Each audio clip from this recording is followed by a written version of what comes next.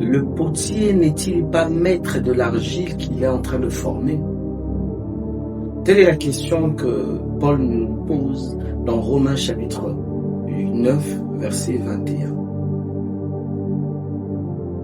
Et un peu plus loin, on voit que ce que Paul désire nous transférer dans ce passage est une loi de la souveraineté du monde des esprits. C'est quoi la souveraineté? La souveraineté, c'est cette action libre d'un Dieu de faire ce qu'il veut, quand il veut, où il veut.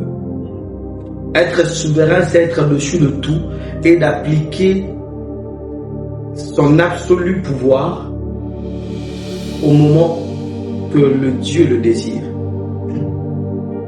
Le maître n'est-il pas, le potier, n'est-il pas le maître de l'argile qu'il a entre ses mains, de l'argile qu'il est en train de former? Le monde que nous vivons est un monde rempli d'injustice qui paraît sous forme de justice, qui paraît sous forme de récompense des résultats d'un travail acharné. C'est faux.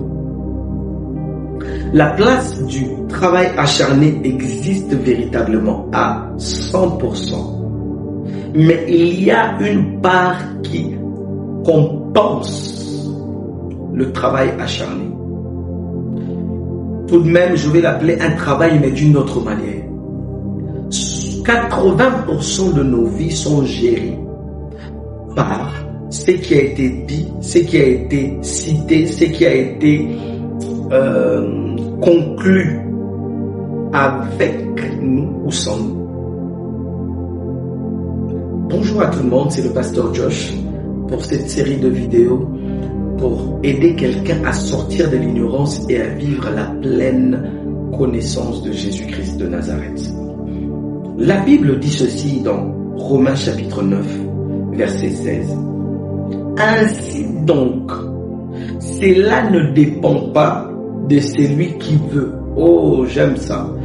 Même quand tu veux avoir quelque chose, mais la manifestation de cette chose ne dépend pas seulement de ta volonté. La Bible rajoute, ni de celui qui court, mais de Dieu qui fait miséricorde. En d'autres termes, tu n'es pas géré par tes capacités de vouloir, encore moins tes capacités de courir.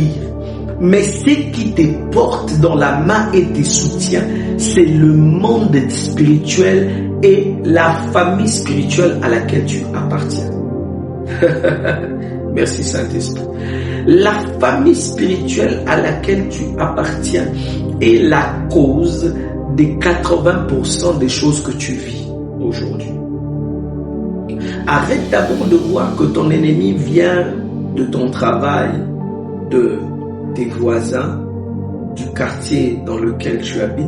Le vrai ennemi de ta vie est un ennemi de sang. J'aimerais que tu comprennes que la famille dans laquelle tu as été tiré est le premier problème que tu dois résoudre avant de commencer à regarder les autres. Laisse-moi imager ceci. Laisse-moi illustrer ces propos.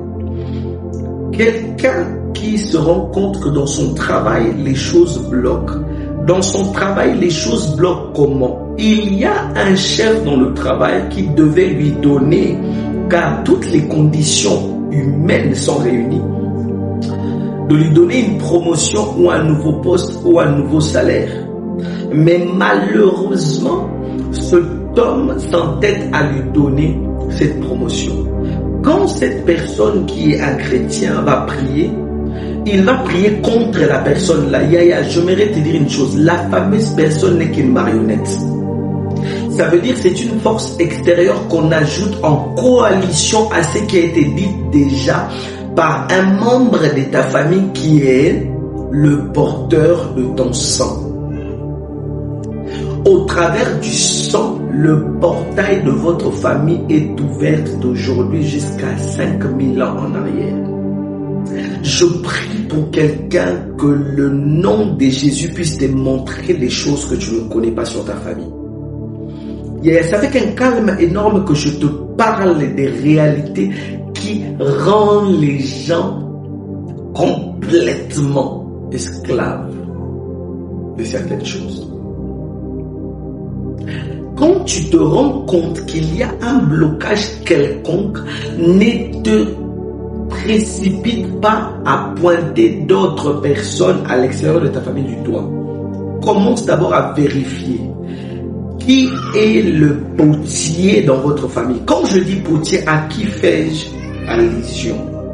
Je fais allusion à, la Bible dit, le potier, on va lire ça, Romains chapitre 8, verset 21. La Bible dit, le potier n'est pas-il maître de l'argile pour faire la même masse avec un vase d'honneur ou un vase d'usage vil. Ça veut dire il y a un homme dans votre famille qui est le potier, qui par rapport aux étoiles qui ont été soulevées ou qui ont été accouchées, il peut faire de certaines personnes un vase d'honneur ou à une autre personne un vase d'usage vil. Je vais aller dans la version parole vivante. La Bible dit ainsi, le verset 21. N'est-il pas libre de faire de son argile ce qui lui plaît? Yaya, tu as reçu Jésus-Christ, tu es devenu un chrétien, mais le sang que tu portes a toujours une codification de votre famille. Il y a un certain art spirituel, une certaine catégorie de règles spirituelles à appliquer. Vous pensez que Dieu nous a laissé la Sainte Seine pour commémorer la mort de Jésus-Christ que pendant la Pâque? Vous pensez que la puissance du sang de Jésus et le sang de l'aspersion a été faite seulement pour faire ça dans les séminaires des combats spirituels? D'ailleurs, nous vivons un combat spirituel perpétuel.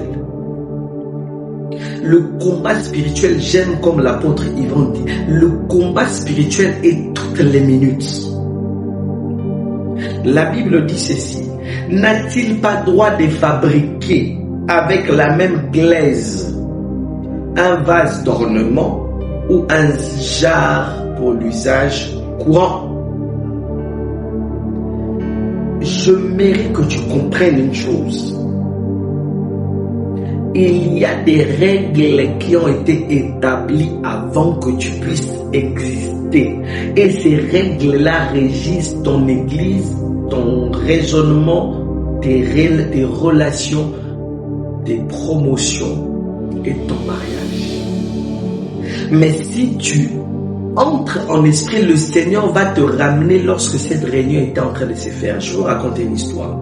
Il y a une sœur avec qui je prie dans la délivrance. Elle venait me dire, on a fait de temps de prière. Et pendant ces temps de prière, des retraites, le Seigneur nous a donné plusieurs choses. Elle a commencé à voir la main de Dieu, mais pour qu'elle soit totalement libérée de quelque chose, elle devait voir réellement ce qui se passe. La Bible dit dans Jérémie chapitre 33, « Invoque-moi et je te répondrai ». Le mot invoque, c'est le mot kara. Le mot kara, c'est la prière d'invocation dont j'ai parlé déjà avant. Utilise la prière d'invocation pour m'appeler. Si tu utilises la prière de supplication, peut-être je ne descendrai pas. Mais utilise la prière d'invocation. Invoque-moi et je te répondrai. Une réponse est différente d'un exaucement. Une réponse est une référence biblique par rapport à une approche spirituelle, je veux dire une approche d'une divinité vers celui qui l'a appelé. Invoque-moi et je te répondrai. Qu'est-ce que Dieu veut dire par là? Invoque-moi et je descendrai. Je te ferai voir des choses cachées, des choses que tu ne connais pas. J'aimerais dire à quelqu'un une chose. J'aimerais dire à quelqu'un une chose. Il est nécessaire pour toi de vivre dans la vie des choses qui correspondent au potier qui t'a appelé.